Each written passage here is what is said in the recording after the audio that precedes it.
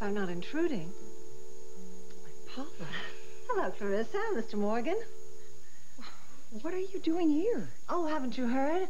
I'm in here for tests. I've been having the most terrible headaches, and the doctors are afraid that perhaps my tumor is returning. But I try to keep cheerful and busy. In fact, I was hoping to lure Mr. Morgan into a game of cards. Huh.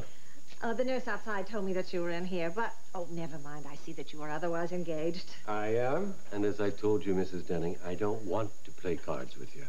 Oh, I was just hoping that you were only in a bad mood the other evening. Ask anybody around here. They'll tell you. I'm always in a bad mood. Really? You weren't in a bad mood when I walked in here. But, of course, you had Clarissa to cheer you up. Actually, Clarissa, I was looking for you, too. Really? Why? Well, after all, the wedding is getting very close, isn't it? And I just wanted to tell you that I really wish you and Mark every happiness in your marriage. Somehow, Paula, I find that very hard to believe. Oh, but I really mean it. I don't believe in holding grudges. Let bygones be bygones. That's my motto.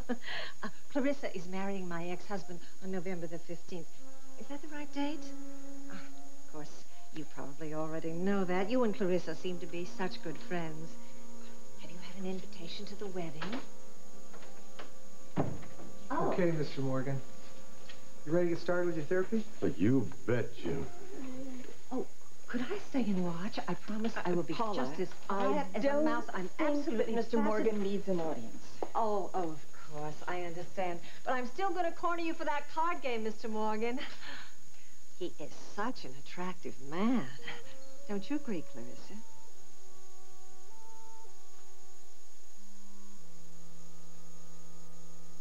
But I would not have gotten through the surgery without the assistance, the satellite of Dr. William Strauss in Vienna and Dr. Claude Philippe in Antwerp. In fact, they both pioneered this technique.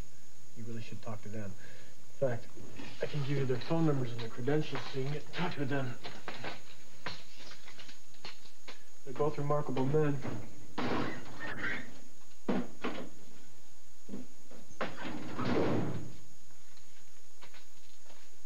You're a pretty remarkable man yourself, Dr. McCandless.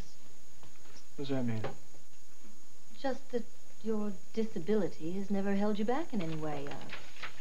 President of your high school class, graduated college magna cum laude, top of your class, medical school. How'd you know about that? I do my homework. Obviously. Do you feel that you were a high achiever to compensate for your disability?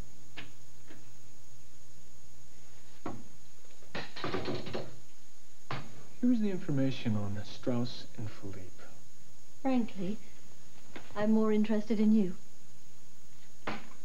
Miss Belvoir, I do not have time to play games with you, so if you insist on the crippled doctor approach, we can stop right now. But if you want to continue questioning about Mr. Morgan's medical problems and solutions, we can continue. Now, is that clear? All right. We will talk about Mr. Morgan. I'll need some background. When was he originally injured and how?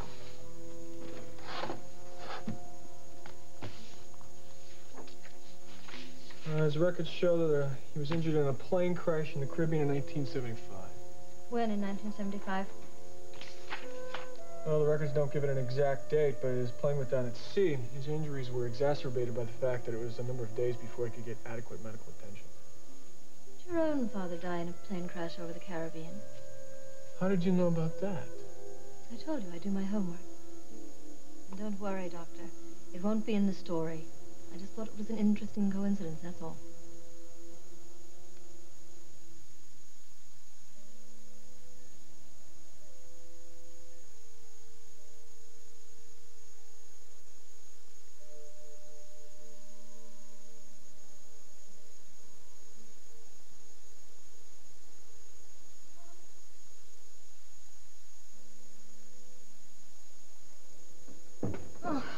Home at last.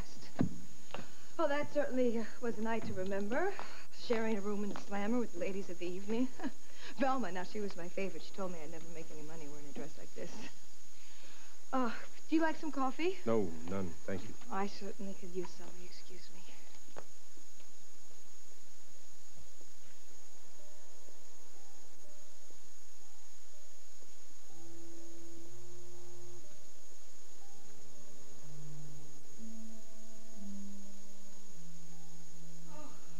for it. There is nothing worse in the world than a champagne hangover. What are you gonna do, Sloan? I'm gonna drink a lot of black coffee. And then what? And then I'm going to write a stunning inside look on the world of prostitution, thanks to you. What's the matter with you? Just wondering when you're gonna quit the small talk and start dealing with your problems. What problems? Ted, how much do you want to bet that there's a message from Trey on my answering machines? I wouldn't want to take your money.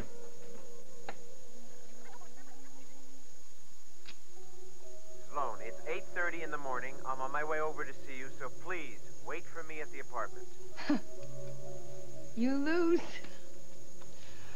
Well, you know something, Dad? It looks like, today is the start of a whole new day, doesn't it? Oh, boy, I definitely can't greet my husband looking like this. I'm gonna have to go shower and change. Dad, thank you very much for everything. I mean, so if you'll excuse me. Thank you. Good luck.